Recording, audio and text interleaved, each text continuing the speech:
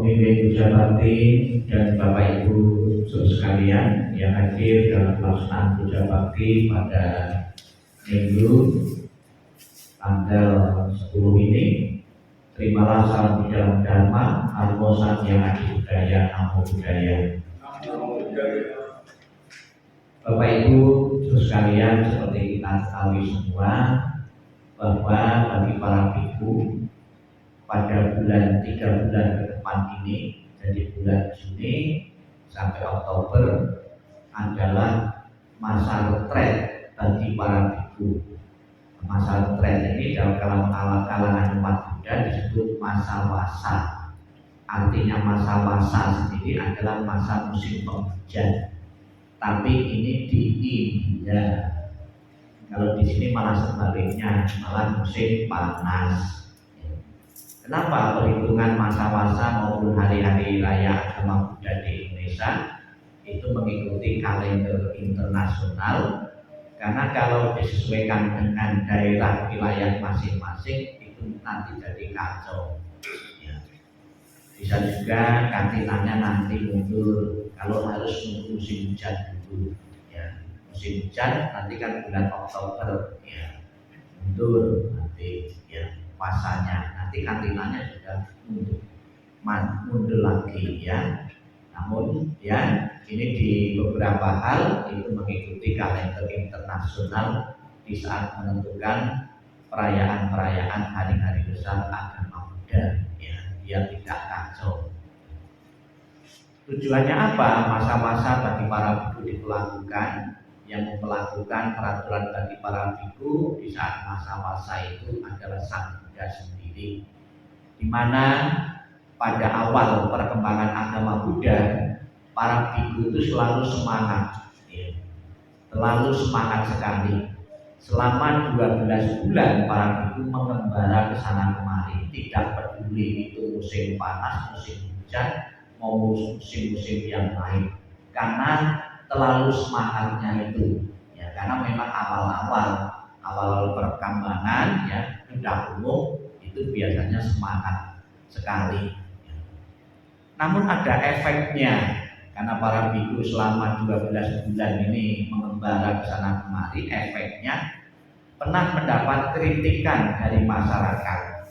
Para biku ketika berjalan harus ke daerah-daerah binaan atau wihara-wihara binaan, terutama di saat musim hujan, itu banyak yang menggunakan jalan-jalan pintas.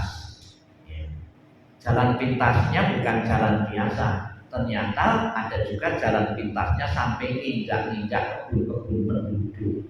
Ya. Kebun-kebun penduduk ini padahal penuh tanaman-tanaman yang baru saja tumbuh, baru saja ditanam. Ya. Di saat nanam jagung, menanam kedelai, ini tidak luput dari pijakan kaki-kaki para biku yang sedang berkelana. Ya, lebih-lebih hujan itu biasanya jalannya kan terburu-buru. Akibatnya ada pihak yang dirugikan, yaitu penduduk yang ladangnya dilewati para biku yang berkelana. Ya sekalipun tidak sengaja menginjak-injak atau merusak bibit-bibit yang ditanam oleh penduduk ini. Kritikan keluhan dari masyarakat di India pada waktu itu sampai ke telinga Sang Buddha. Sang Buddha, kenapa pertapa-pertapa yang lain, murid-murid selain Buddha, jadi di samping para biku itu dulu dari murid Buddha, namun ada juga pertapa-pertapa dari aliran atau agama yang lain.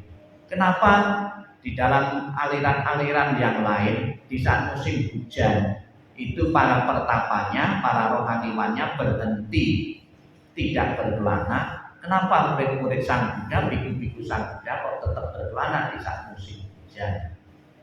Kemudian ada keluhan di saat musim hujan penduduk nanam bibit-bibit tanaman tidak luput dari pijakan biku. Kemudian Sang Buddha merespon kritikan masyarakat itu dengan menetapkan para biku di saat musim penghujan, musim wasa. Jadi dari Bapak Ibu kalau mendengar wasa artinya hujan, ya, itu disuruh untuk tinggal di wihara. Wasa itu ada dua, ya. Satu itu musim hujan, Yang satu itu di dekat Wihara Putat, yaitu Hotel Wasa. Ya itu besar juga. Jadi para biku kalau Wasa di Putat itu mudah sekali ya berangkat. Itu pasar. Kemudian di samping karena keluhan dari penduduk, kritikan penduduk, ada beberapa alasan-alasan teknis di saat biku-biku berkelana. Alasannya apa? Yang pertama, pada musim penghujan jalan-jalan menjadi becek dan tidak nyaman dilalui. Ya, karena zaman dulu belum umum itu di jalan-jalan di aspal atau dikasih semen.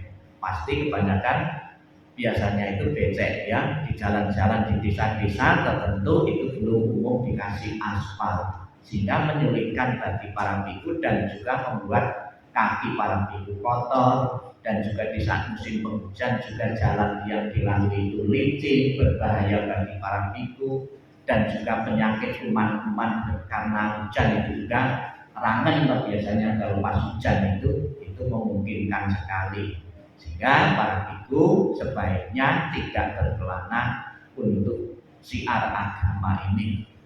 Kemudian yang kedua, banyak tanah yang berlubang yang tergenang air. Ya, ternyata bahayanya bukan saat ini saja. Coba jalan-jalan yang tergenang air saat ini. Kalau Bapak Ibu melalui, kan juga kakinya juga basah, juga jubahnya juga basah. Kalau terlebih kalau pakai sepeda motor atau pakai mobil, pasti sepeda motornya juga bahaya. Dikiranya lubangnya itu dangkal, ternyata dalam. Banyak yang jatuh gara-gara lubang-lubang terisi atau tergenang oleh air ini. Ya, ada beberapa alasan-alasan kenapa para biku di saat musim hujan itu harus berhenti berkelana. Tolong diperhatikan teori-teori ini, nanti di akhir ceramah saya ada kuis, ya bukan sekedar ya lebih-lebih ada yang main HP juga ya. Ini gambarannya para biku di saat musim hujan itu memakai payung, kemudian jalan-jalan juga licin, becek ya, berlubang ya. Bisa kita bayangkan tingkat kesulitan para biku di saat berkelana itu tinggi sekali. Maka disarankan oleh Sang Buddha untuk beristirahat di saat masa musim penghujan ini. Kapan dimulainya periode masa-masa bagi para biku? Ya, periode atau waktunya selama musim hujan. Apakah memungkinkan sekali masa-masanya itu diperpanjang? Memungkinkan sekali. Musim penghujannya itu tambah panjang, tingkat kesulitannya kan semakin panjang juga tetap. Tapi bisa juga Bapak Ibu musim penghujannya itu hanya sedikit saja, biasa 3 bulan, ini cuma 2 bulan, bisa juga itu dikurangi ya.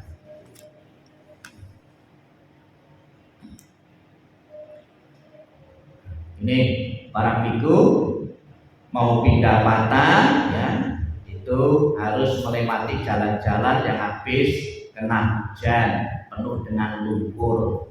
Jadi para biku di saat mau pindah patah ya itu menemui kesulitan di saat musim penghujan ya. Para biku itu dalam memenuhi kebutuhannya yang pertama dengan pindah patah keliling di desa-desa di mana penduduk itu ada umat Buddhanya ya, keliling. Yang kedua, ada makanan yang dikirim di wihara.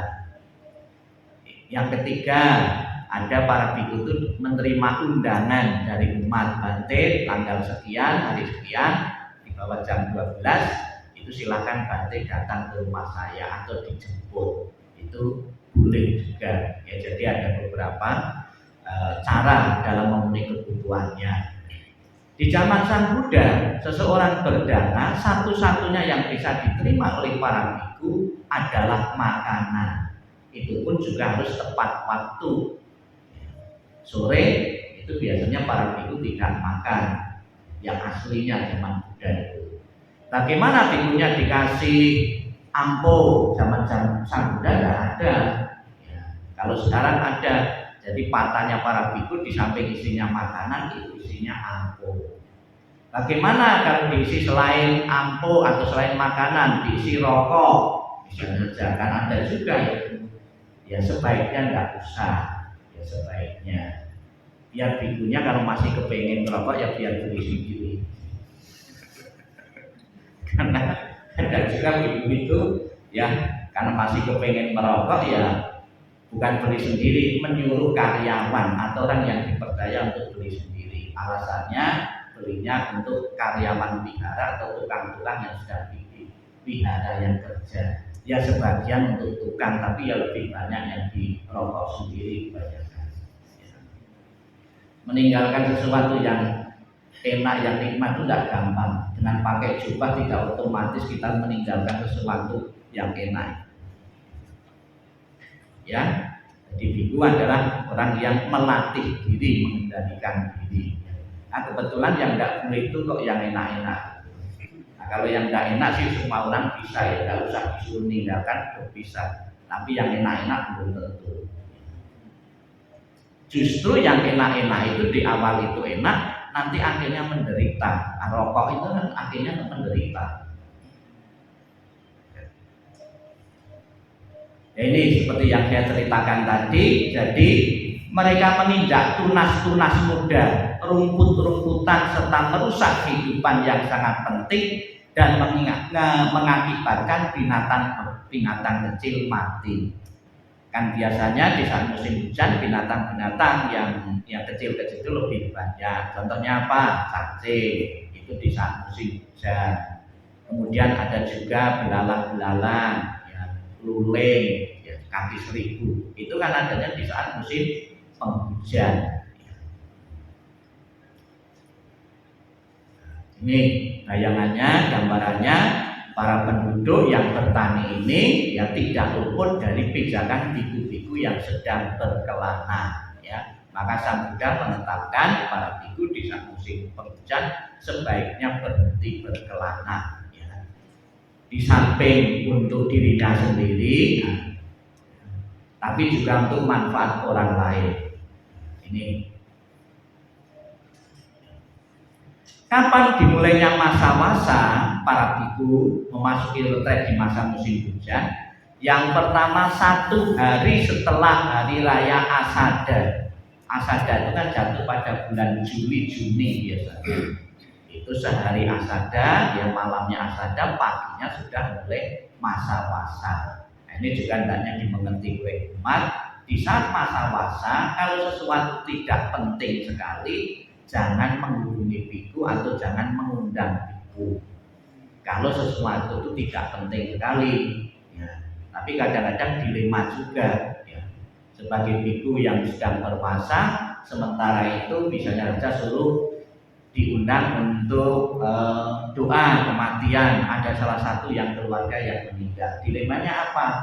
Dipenuhi nanti gimana? Tidak dipenuhi itu donatur wihara. Nah, sebagai repot juga. Biasanya dibagi-bagi, ya tidak mengecewakan umat yang berlupaan, ya. Tuh. Kemudian yang kedua, 1 bulan setelah Asada. Jadi ada 2. Saat ini, ya, di dalam agama Buddha, tradisi Theravada dan Mahayana, mulainya masa berbeda, sehingga berakhirnya masa-masa juga berbeda. Di saat Pulambana pada bulan ini, para biku Mahayana sudah selesai menjalani masa-masa. Maka para biku Mahayana diundang, ya, ke berbagai wihara-wihara untuk pelaksanaan upacara Pulambana. Itu katinanya versi Mahayana. Itu dalam Mahayana. Peraturan bagi para biku yang berpuasa ini ditetapkan oleh Sang Buddha di salah satu wihara hutan bambu Velumana dekat Rajagaha. Ya, ini. Setelah para biku membacakan Patimokkha pada hari purnama di bulan Asada. Patimokkha itu aturan-aturan pokok atau peraturan-peraturan bagi para biku untuk dijalani, ditetapkan ya, dijalani patimokkha ya. Biasanya baca patimokkha itu dalam 1 bulan 2 kali ya. Tanggal 15 ya, tanggal 1 ya, itu petugas NPI datang, nanti ada misudi ya, itu. Setelah memasuki masa-masa, para biku membuat tekad ya, untuk berdiam selama masa-masa, selama musim penghujan. Dan selama musim penghujan, para biku tidak diperkenankan untuk bepergian. Apabila bikunya bepergian atau memaksa bepergian, lebih-lebih yang tidak ada kaitannya dengan dhamma kelencer, maka masa-masanya atau retretnya dianggap batal. Padahal para biku itu untuk menentukan masa-masa itu sebetulnya itu masa retretnya ini. Tapi kebanyakan yang dipakai sekarang itu bukan masa-masa, masa pengabdian berapa tahun, tahun yang dilalui jadi biku berapa tahun. Misalnya saja saya 22 tahun, masa-masanya kan gitu. Tapi kan tidak selama tiap bulan itu masuk retret. Kalau yang ketat, yang dimaksud masa itu selesai menjalani masa. Padahal tidak setiap tahun itu kan berpuasa, menetap 3 bulan itu retret ini. Nah, ini juga ada beberapa pengertian di kalangan umat yang salah tapi sudah umum.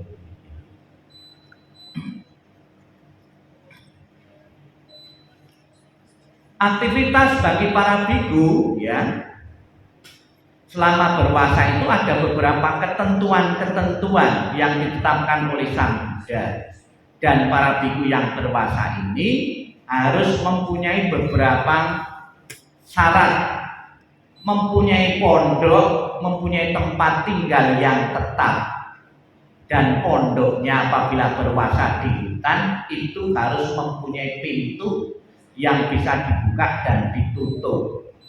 Karena puasanya di hutan ya, nanti bahaya kalau malam ya, pintunya sulit dibuka dan ditutup, bisa mati di dalam, nanti bisa nutup, tidak bisa keluar.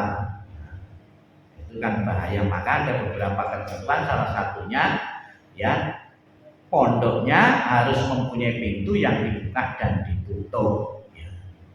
Ini ada kaitannya dengan umat juga. Seorang biku karena tidak bekerja di saat bangun pondok pun juga harus didukung oleh dana dari umat. Tidak mungkin dan tidak boleh biku itu mau nebang kayu sendiri untuk bikin pondok, dan tidak boleh ya. Maka tidak ada cerita Pangeran Siddhartha atau Pertapa Siddhartha tinggal di hutan dengan menebang pohon untuk bikin pondok-pondok atau kayu atau rumah-rumah kecil. Tidak ada. Hidup apa adanya di hutan itu, di gua, di bawah pohon. Maka Sang Buddha dikatakan orang yang melindungi alam karena tidak pernah merusak hutan dengan alasan untuk bikin pondok. Jadi selama masa-masa para biku harus menetap di tempat yang terlindungi. Artinya dia punya atap, jadi kalau hujan tidak kehujanan, terus terlindungi dari nyamuk juga ya, itu syaratnya ya. Jangan sampai nanti habis masa bukan malah sehat, tapi malah justru sakit-sakitan, masuk anginan gara-gara tempat pondoknya tidak layak ditempati ya. Ini yang pertama syaratnya. Yang kedua, di saat musim penghujan atau masa-masa, para biku dilarang untuk tinggal di dalam kuburan. Kalau di hari-hari biasa para biku salah satunya objek meditasinya mencarinya di kuburan. Ya. Di zaman Sang Buddha mayat itu ada yang dikubur, ada yang dibakar. Tapi orang-orang tertentu yang tidak mampu, tidak mempunyai biaya untuk kubur dan bakar, yang mayat itu ditaruh saja di tengah hutan gitu saja. Nah, ini yang sering didatangi oleh para biku untuk objek meditasi. Ini para biku depannya kan tengkorak-tengkorak seperti itu. Kalau Bapak Ibu kalian berani meditasi menghadap ini?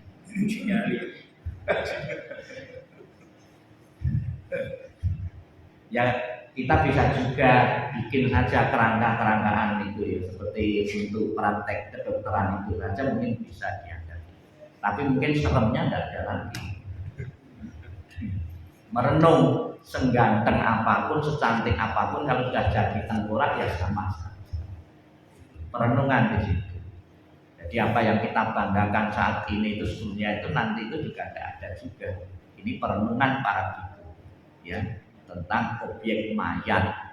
Ya. Untuk mencapai kesucian juga perenungan-perenungan. Untuk merubah pola pikir, pola hidup kita juga. Kita tidak akan foya-foya, tidak akan sombong juga kalau sudah merenungkan tentang ketidakkekalan objek-objek seperti ini. Ya, ada beberapa tengkorak-tengkorak ini. Di Indonesia sebetulnya juga ada, khusus itu di Bali. Kalau Bapak Ibu di Trunjang, ya, itu di situ juga ada beberapa tengkorak-tengkorak. Ternyata yang dimakamkan, yang ditaruh di situ tidak sembarang orang. Orang kecelakaan tidak boleh. Jadi orang yang mati wajar baru ditaruh di situ. Ya, ada tengkorak-tengkorak di situ. Kenapa tidak menimbulkan bau? Padahal itu kan mayat. Karena di situ tuh ada pohon daru. Itu bisa menyerap, ya, bau dari mayat-mayat. Nah, Bapak Ibu juga bisa, ya, misalnya ada bayi mati, dia tidak terasa bau, dikasih kopi. Dibulet-buleti kopi itu tidak tahu. Pernah ada yang bawa bayi dari Jakarta mau bawa ke Jogja. Ya, kalau kan mestinya kan harus sewa ambulan, daripada sewa ambulan mahal, udah ditaruh kardus saja, kardusnya dikasih kopi. Terus dibawa, tidak menimbulkan bau, tidak menimbulkan kecurigaan. Nah, masalahnya itu setelah dipakai untuk bungkus bayi ini, kopinya dipakai enggak? Diminum atau enggak? Ya, ini para biku yang sedang bermeditasi ini boleh dilakukan di saat bukan musim hujan. Kalau musim hujan menimbulkan risiko mungkin banyak kuman-kuman penyakit di sini di sekitar ini mayat-mayat ini. Ya. Ada lagi perenungan di samping mayat. Sekarang masih di India itu suku Aghori. Biar dia tidak takut kematian. Kebanyakan orang kan takut mati. Biar terbiasa dengan kematian, dia kalau ada mayat itu mengambil mayat itu kemudian dimakan. Terbiasa. Dia tidak takut mati kan sudah biasa dengan kematian. Kalau kita itu sebenarnya juga sering, tapi bukan mayat, ayam goreng. Kita sadar bahwa saya juga akan mati seperti ayam goreng yang saya makan ini. Kita sadar apa yang kita makan seperti gurame goreng ini, mayat gurame atau ayam ini.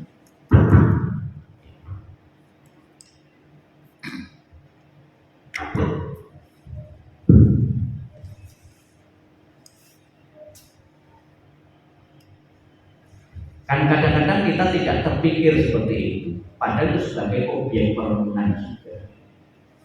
Sekarang ayam saya makan, siapa tahu nanti diri kita juga dimakan oleh cacing-cacing, untuk perenungan cacing juga. Ya, jadi para biku di saat masa-masa musim penghujan tidak diperkenankan untuk tinggal di kuburan karena ada risiko-risiko, ya, terutama penyakit-penyakit. Ya. Di zaman Sang Buddha berkaitan dengan tengkorak ini, ada seorang brahmana itu mempunyai kemampuan, ya, seseorang tengkorak ini arwahnya, rohnya terlahir di mana? Itu dengan mengambil tengkorak kemudian diketok, didengarkan suaranya. Kalau bunyinya titik, bunyi orangnya beling, terlahir di neraka. Ngambil lagi, tok bunyinya nyaring, ini terlahir di surga. Ngambil lagi, titik pun tidak bunyi, ternyata beli batu. Kemudian Brahman ngambil lagi, ketika diketuk-ketuk, tidak tahu, bingung dia. Lahir di mana? Di neraka bukan, di surga juga bukan, di alam-alam lain juga bukan. Tanya Sang Buddha. Sang Buddha, tengkorak ini yang lainnya saya tahu ini telah di surga di neraka, kok tengkorak ini saya tidak tahu. Kemudian Sang Buddha menjawab, orang ini tidak diketahui jejaknya rohnya. Orang yang sudah mencapai nibbana tidak diketahui jejaknya, tidak mempunyai alamat surga dan neraka. Nah, ada lagi yang mengistilahkan nirwana itu tertiup habis. Jadi Bapak Ibu sekalian itu ya cita-citanya biar tertiup habis, tidak diketahui jejaknya lagi. Penyebab kelahiran kembali tidak diketahui lagi. Ya. Kemudian yang ketiga, para biku tidak diperkenankan untuk tinggal di areal terbuka. Ya karena tinggalnya di areal terbuka pasti kena panas, kena hujan terus menerus, pasti cepat sakit juga. Ini.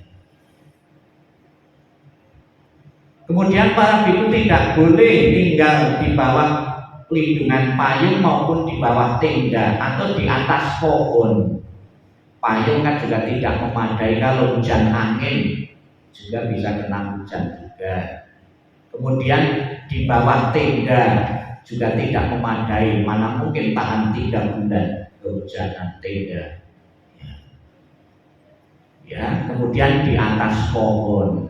Ya, ini bawah tenda, terus di atas pohon atau di pohon-pohon. Ini juga berisiko di alam terbuka bagi para biku yang berpuasa. Ya. Ada yang tinggal di hutan, bisa musim hujan anginnya juga kencang juga, bahaya juga. Ya. Kemudian di dalam kubah yang terbuat dari tanah liat, berisiko nanti kubahnya itu kena air, tersep bisa amblek, tertimbun. Kalau dari semen mungkin zaman dulu kan belum ada semen. Mereka tinggal di dalam wihara terdapat di putih yang bertugas. Kemudian para biku sebelum memasuki masa wasa harus membagi biku-biku yang mau berwasa mau tinggal di mana-mana. Seperti sekarang juga itu kapan hari saya juga nyusun biku-biku, tanya masing-masing biku nanti berwasa di mana. Kebanyakan di pondoknya sendiri, di wiharanya sendiri. Tuh. Saya di BDC di Kutan, ya. Kemudian BTW di Trawulan, Bantiri Jananda di pondoknya, Bante Sila ada lagi. Mereka mempunyai pondok sendiri-sendiri. Kalau yang pondoknya pindah-pindah itu saya ikuti pelayanan, kadang-kadang saya diambil jasa juga.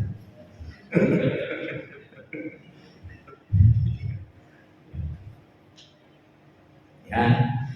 Sebelum menetapkan suatu tempat menjalani masa, membuat tekad dengan pikiran tidak akan pergi dari situ selama musim hujan. Tidak gampang, tekad di depan sudah diusahakan, tapi begitu ada umat undang, yaitu dilema seperti itu, kita harus bijak juga di dalam merespon ya undangan umat itu. Ya. Kemudian ada cara yang kedua, tidak dengan membuat tekad, tapi ya selama musim hujan sama sekali tidak boleh pergi. Namun demikian peraturan ini ternyata tidak betul-betul bagus, sama sekali tidak boleh meninggalkan. Itu tidak demikian.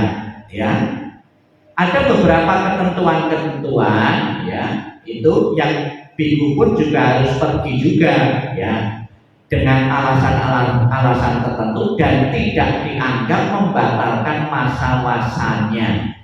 Ya, ini. Di saat masa-masa para biku secara intensif melatih diri di dalam meditasi samanta bawana dan vipassana. Maka kalau betul-betul biku ketat, selesai masa-masa itu auranya beda. Tapi kalau tidak ketat ya biasa-biasa. Orang pemeditasi dengan orang yang suka musik-musik itu beda orangnya. Beda.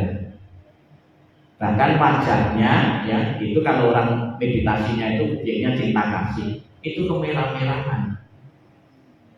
Cinta kasih kan merah. Kalau hitam apa? Oh, wajahnya itu hitam-hitam.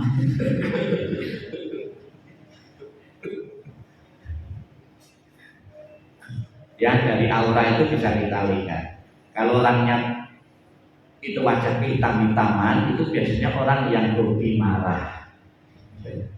Pemarah itu ya kehitam-hitaman. Ya, ini para biku di saat menjalani masa itu juga tetap boleh ya mempraktekkan dhamma, menerima undangan-undangan, namun biasanya dibatasi. Ya. Para biku ya di saat masa-masa tidak boleh meninggalkan masa pasanya di tempat itu berturut-turut selama seminggu. Ya. Selama seminggu ya tidak boleh. Namun ada beberapa ketentuan yang tidak membatalkan masa-masa sekalipun meninggalkannya lebih dari seminggu 7 hari. Ada syaratnya.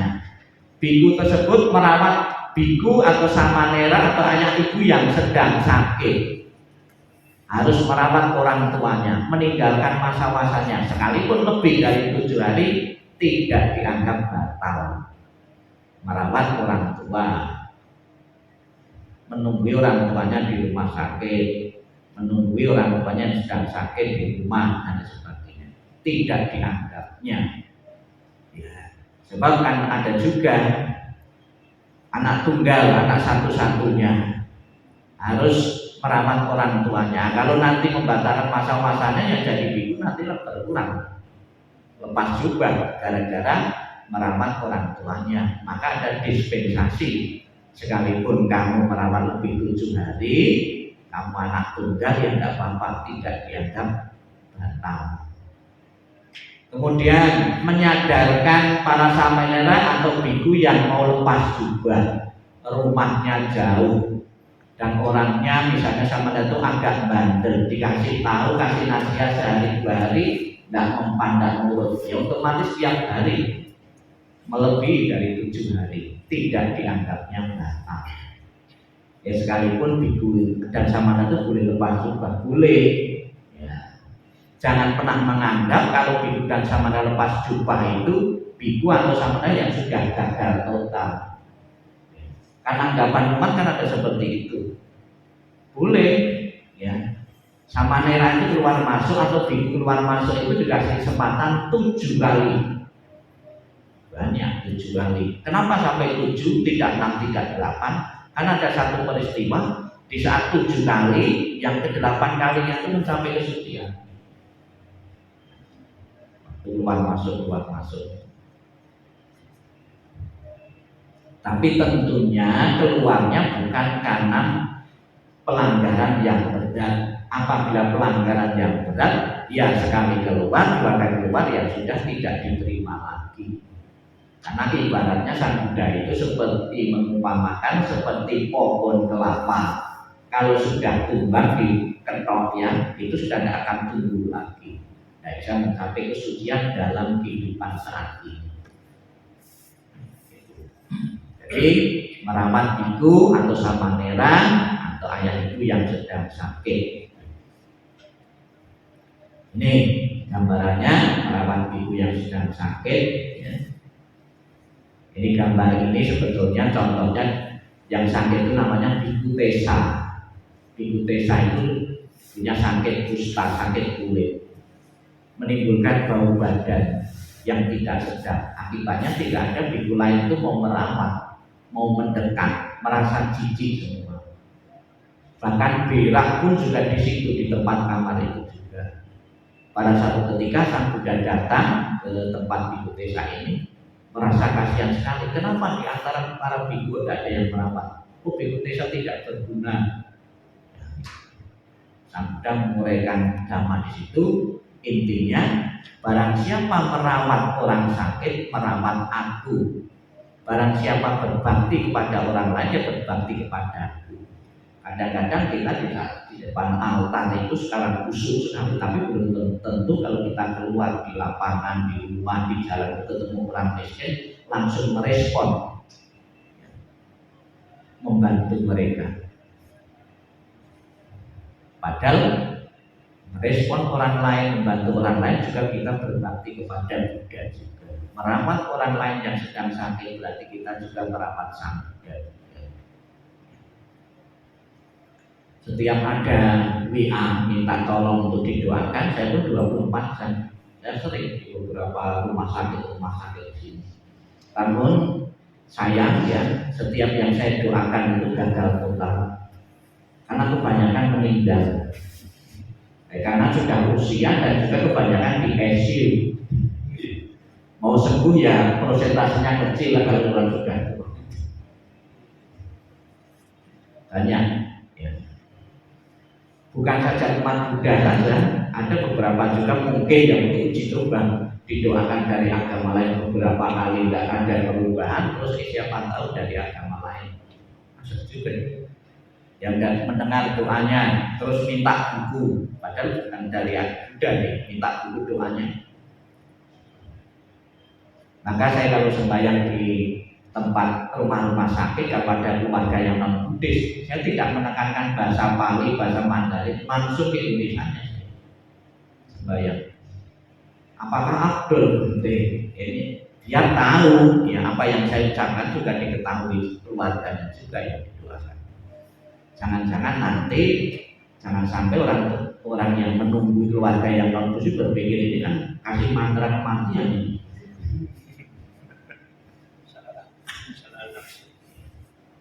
Ya, merawat orang sakit, terutama orang tua ya di rumah. Ya, ini para biku pun juga menyempatkan diri sekalipun berpuasa untuk mengunjungi orang tuanya yang sedang sakit, samanera yang sedang sakit maupun anggota sangga yang lainnya. Pergi untuk menasihati biku atau samanera yang ingin lepas jubah. Di saat awal-awal jadi samanera itu semangat sekali. Nanti waktu berdasarkan waktu ya loyo di tengah itu kadang-kadang harus dikasih nasihat-nasihat untuk bertahan. Pernah di zaman Sang Buddha, di saat masuk memang semangat, namanya Nanda. Ya. Nanda, jadi adik tirinya Sang Buddha Nanda ini semangat sekali. Setelah jadi biku ternyata terngiang-ngiang terus, belum malam pertama dengan istrinya. Karena manten baru ini jadi manten, terus diajak ke wihara Sang Buddha ditampilkan jadi biku. Ya siapapun kebanyakan tetap terngiang-ngiang juga dong dengan istrinya. Bagaimana tetap bertahan untuk jadi biku? Diajak hiking rekreasi ke salah satu surga. Ditunjukkan bidadari yang cantik, suruh bandingkan kecantikan istrimu dengan bidadari itu seperti apa. Oh ternyata istri saya yang sudah saya anggap paling cantik di dunia ini seperti monyet. Setelah dibandingkan dengan bidadari di surga.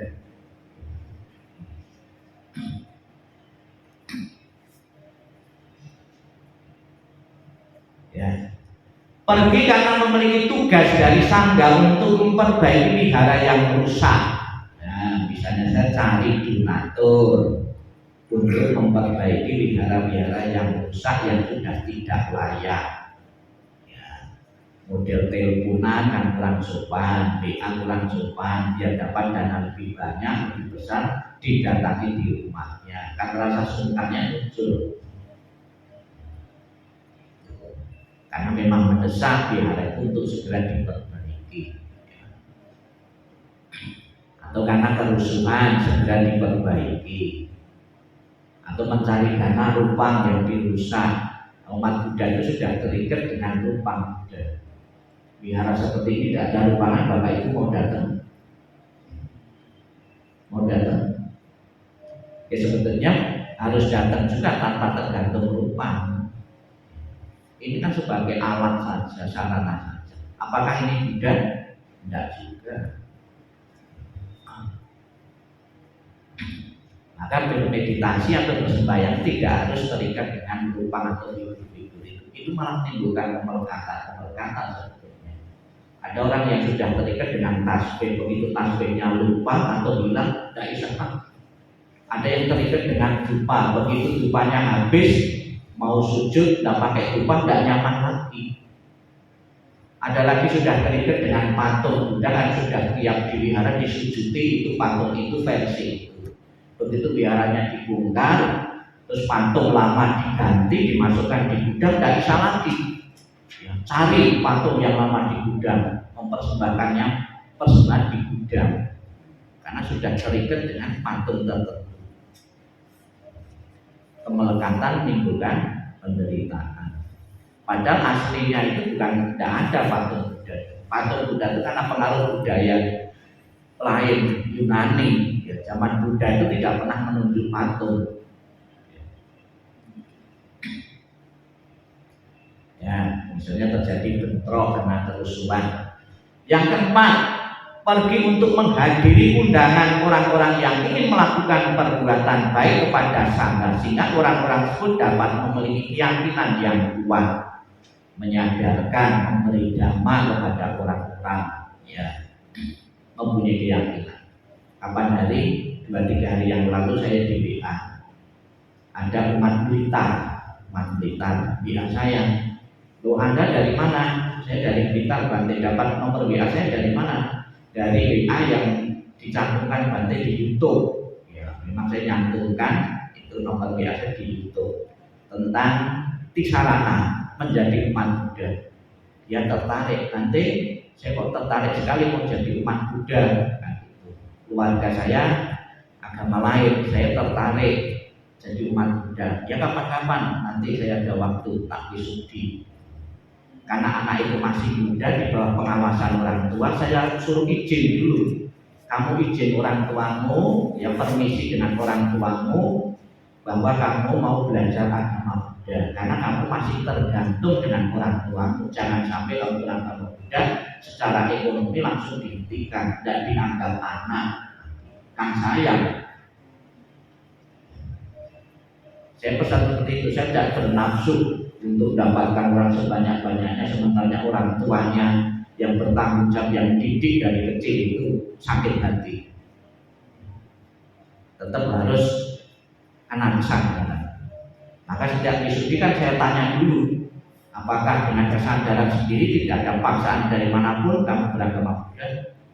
Misalnya saja calon manten ada dari pacar saya, dari calon saya gitu, nggak boleh. Tetap harus kesadaran sendiri. Kalau cinta kan rela berkorban. Dan karena peraturan, sebetulnya karena peraturan negara, di saat nikah itu harus satu agama, tidak boleh dua agama. Perkara nanti setelah nikah itu mau agama kembali, ya itu urusan mereka. Tapi di saat nikah administrasinya itu harus satu agama. Ada lagi kapan nanti manten dari agama Muslim dan Katolik. Bagaimana? Mungkin izin ke Katolik sama satu orang tuanya tidak boleh, ke Islam juga salah satunya tidak boleh. Gimana atasnya nikah secara Buddha? Ada itu. Pernah nemui satu orang. Setelah nikah ya tidak kembali ke negara lagi.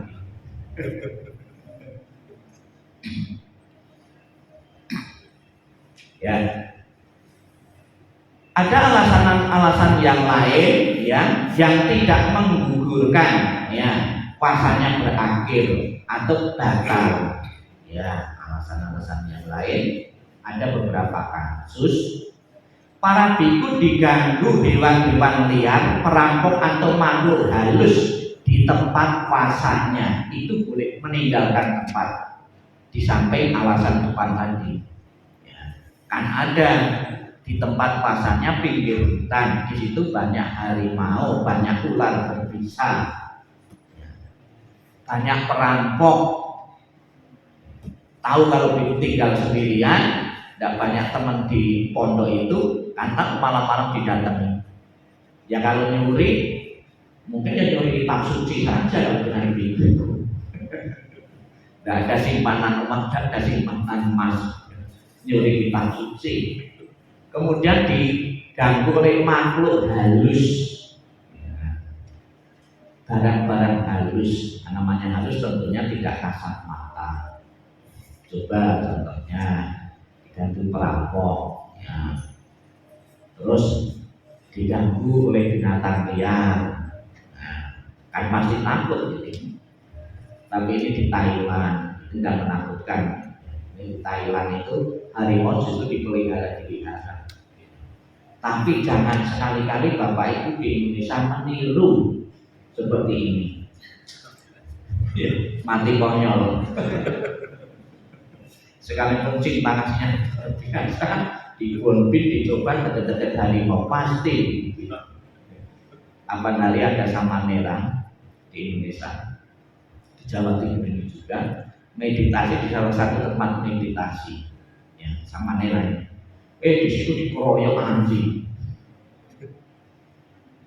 Pasti sama merah meditasinya kan juga cinta kasih juga, tapi kenapa tetap dikeroyok anjing? Lupa juga. Jangan niru juga, jangan merasa pede. Saya sering meditasi cinta kasih, terus binatang-binatang buas atau liar berbahaya langsung kita dekat-dekat, itu juga berisiko. Ya. Nah, kemudian binatang bahaya di situ banyak kalajengkingnya. Ya. Terus di situ makhluk halus. Kalau malam putihnya sering didatangi makhluk halus, ya, hantu-hantu sering menggoda. Ya ada, bahkan saya pernah punya teman juga di salah satu putih itu tidak berani tidur sendirian, pasti ngajak. Karena katanya image-nya, ceritanya di situ ada makhluk-makhluk, ada hantu yang mengganggu. Kemudian saya nasihati, kebetulan orangnya itu besar sekali pintunya. Kalau makhluk-makhluk halus hantu itu mau ganggu kamu, mau bawa kamu itu pasti mikir-mikir karena keberatan. Kamu fisikmu besar sekali, gemuk sekali, pasti akan mencari yang anak-anak kecil, bawanya ringan. Ya, jadi kadang-kadang kita nyali kita, ya, itu tidak kuat karena berdasarkan cerita-cerita, padahal belum tentu juga. Ya.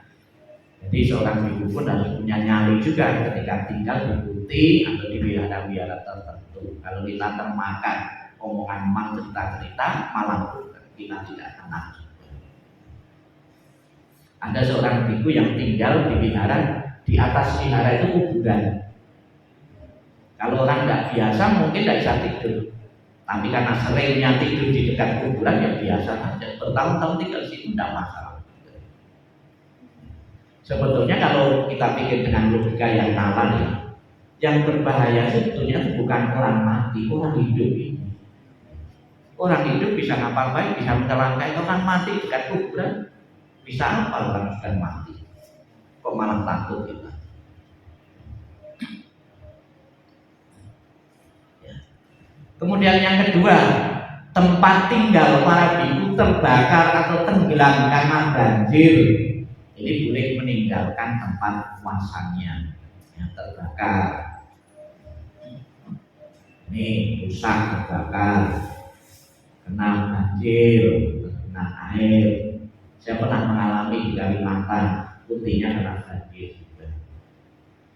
Tapi tidak sempat masuk, cuma sekitar putih itu penuh dengan air.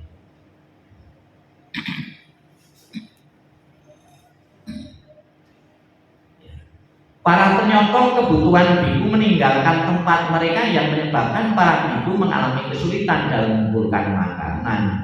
Sehari dua hari puasa kuat, akan terus-terusan ya tetap tidak kuat karena penyokongnya rumah meninggalkan tempat di situ. Eksodus, ada wabah, ada kejadian-kejadian, ya itu terpaksa para biku yang berpuasa pun juga harus ikut meninggalkan tempat itu untuk disokong oleh para umat yang berbakti. Ini umatnya Eksodus. Misalnya saja di daerah situ ada gunung Merapi, ya meletus, terpaksa kan harus Eksodus dulu. Para biku juga jangan main-main, merasa gagah seperti Mbak Malaysia akhirnya meninggal juga.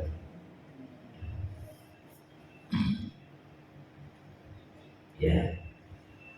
Ada sedikit persediaan makanan, ya, sehingga para biku tidak bisa bertahan. Di situ musim paceklik, sehingga untuk makan sendiri saja umat itu susah, lebih-lebih mau berdana kepada biku bikunya juga boleh meninggalkan tempat, cari ibarat, cari tempat yang bisa mendukung dengan dana makanan. Namun Bapak Ibu sekalian, cerita seperti ini jangan menakutkan Bapak Ibu, anak-anaknya tidak boleh jadi biku. Karena anak ya orang tua kan merasa khawatir kalau jadi biku terus ada kesulitan tidak punya tabungan, punya cadangan, itu kalau nanti kelaparan gimana? Kekhawatiran orang tua kan seperti itu. Saya belum pernah mendengar dari orang tua Buddhis itu yang bercita-cita anaknya biar jadi biku di Indonesia, karena merasa khawatir nanti kelaparan, kesulitan. Perlu diketahui Bapak Ibu, saya jadi biku itu 23 tahun, 24 tahun, belum pernah sehari itu saya kelaparan. Bahkan ada indikasi saya itu malah kelebihan gula.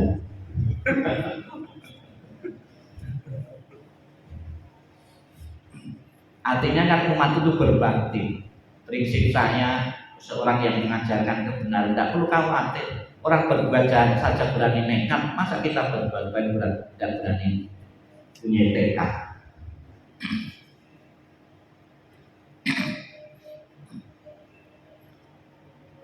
Kapan hari itu ada seseorang mau jadi samaneri,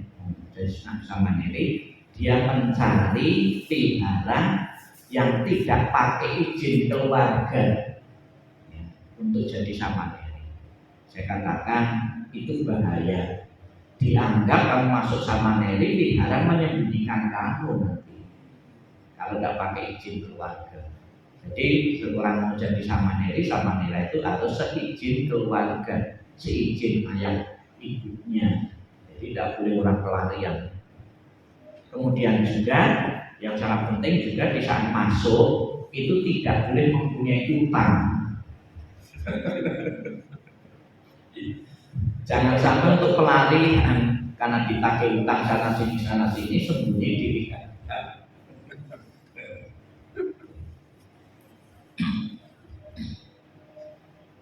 Ya. Kemudian di situ kurang obat-obatan atau tidak cocok. Bikunya karena satu penyakit yang bisa saja harus operasi di luar negeri, misalnya harus check up ke luar negeri, kan lebih dari 7 hari, tidak membatalkan masa-masanya.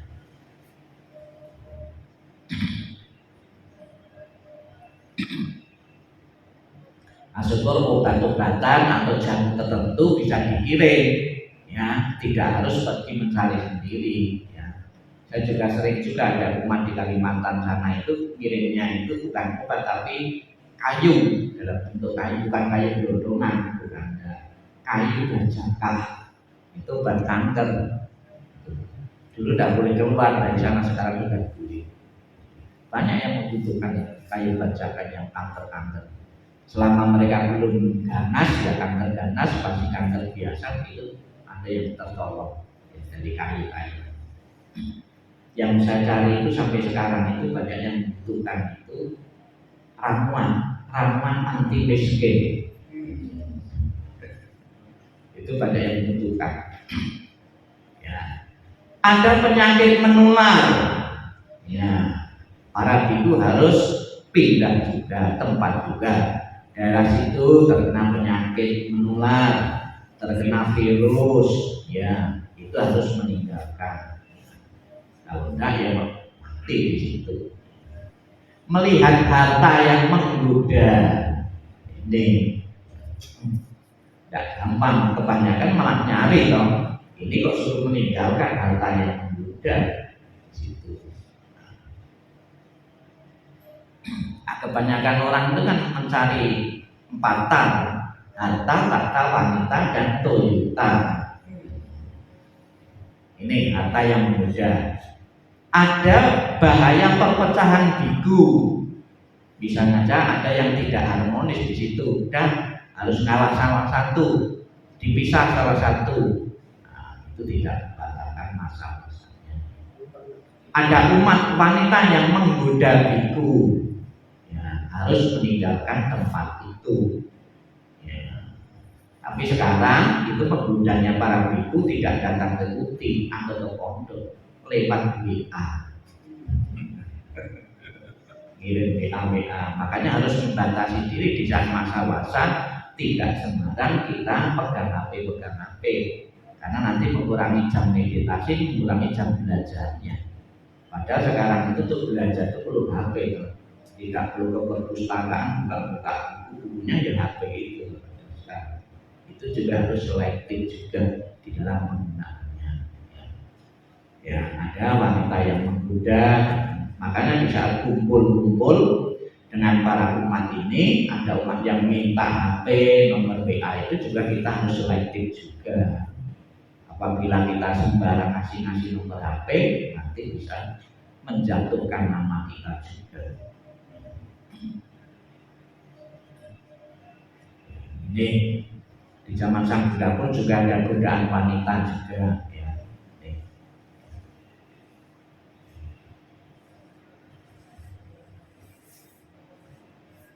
Ya, ini setelah para biku selesai berpuasa nanti ya bisa merayakan hari Kartina. Demikianlah Bapak Ibu yang perlu saya sampaikan. Mungkin sebelum kita akhiri mungkin ada pertanyaan, satu atau dua pertanyaan, silakan saya jawab. Ada enggak?